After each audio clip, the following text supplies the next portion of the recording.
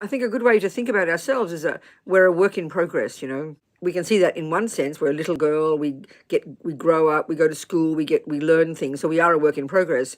And we get that when it comes to being a carpenter and a musician, and we define ourselves like that. I am this and I am that. But, you know, we're a work in progress emotionally.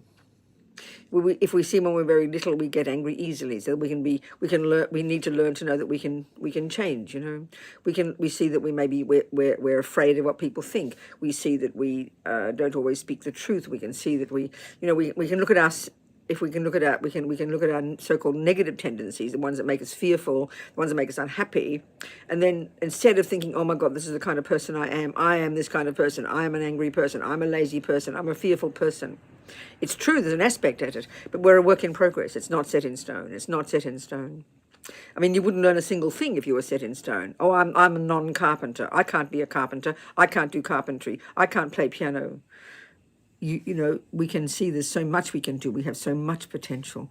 But here, particularly emotionally, you know, because that's where our happiness and that's where our suffering is. You might be a multimillionaire, you might be poor, you might be a carpenter, you might not be. But our happiness and suffering we can see. And this is the point, we can learn to be a work in progress in that way.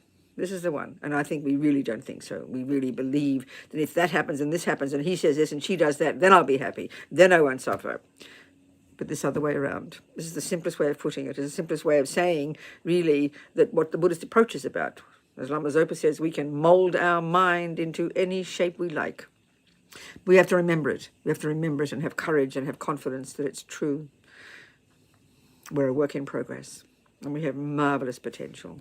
And that means to be less fearful, less suffering, more happy, no matter the circumstances. That's the essence of it.